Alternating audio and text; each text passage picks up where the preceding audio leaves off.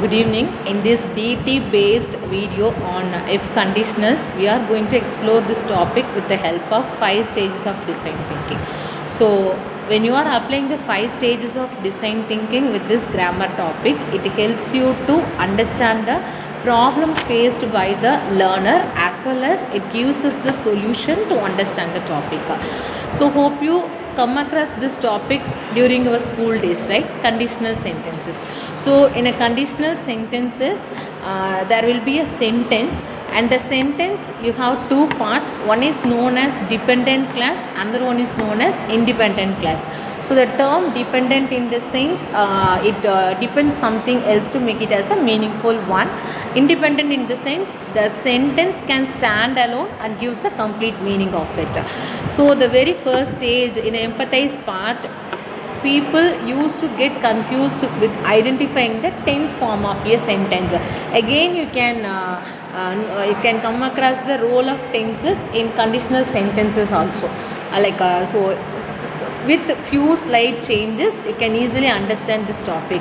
Whereas in a defined part, you can able to understand what is the role of dependent sentence and what is the role played by the independent sentence. Okay, and in ideate and prototype part, we can practice ourselves with more number of exercise, and you can able to identify each sentence whether it belongs to type 1 category or type 2 or type 3 and all. And whereas in a part of test, while receiving the feedback for our answers, you can improve yourself. So by doing the 5 stages of design thinking, we can easily understand this topic. So as I told you about the dependent and independent class, we have 4 types in if conditionals, that is known as open or probable condition, and the second one is known as improbable condition, and third one is impossible, and fourth one is known as zero condition and all. So open or probable in the sense, there is a possibility of happening things that is likely to happen. If you say, if you work hard, you will get past. So when this condition will take place in the sense, when you start work hard towards the things, you will get this kind of a result. If you are not taking effort to study well in the sense, you can't get this particular result. Similar way, if I go to Delhi, I will visit Taj Mahal. There is a possibility of visiting Taj Mahal only when the if condition takes place. So in this topic, when the if condition takes place in the sense, there you can get the possible results. Whereas in a part of improbable condition in the sense, improbable, that is also known as the imaginary condition. In the sense, you can only think of the outcome. There is no need to happen in real times. So we never use where with the subject I. We used to write was with I alone. When you are using was with I, it means that the thing will happen in the past tense. But if you are using where with I in the sense, there is no possibility to happen things. That's what we can call it as an imaginary one. If I were a bird, I would fly in the sky. Thing is that if it was happened, I can get the result. But I am not that sort of a person. And another one is we have impossible condition. Impossible in the sense, you can't change anything at present.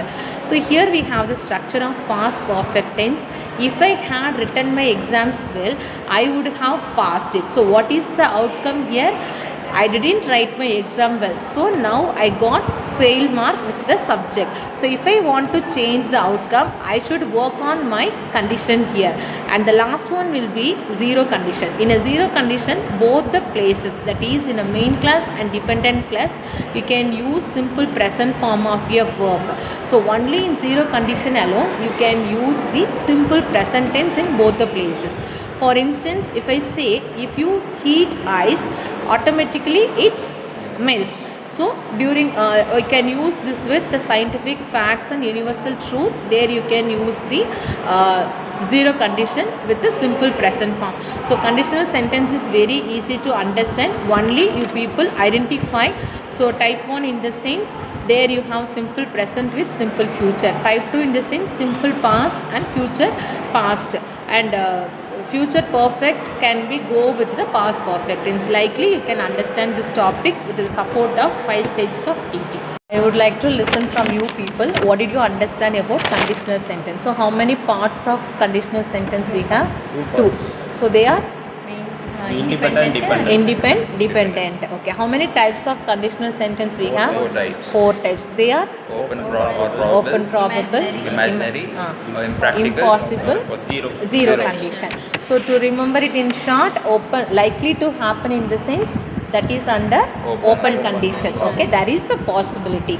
Imaginary in the sense you can where you can use and you can just only think of it in your imagination. There is no real time possible. Impossible in the sense there is no chance of can't change the results actually. Zero in the sense universal truths, scientific facts and day-to-day activities. So this is a you can learn the topic with support of DT concept.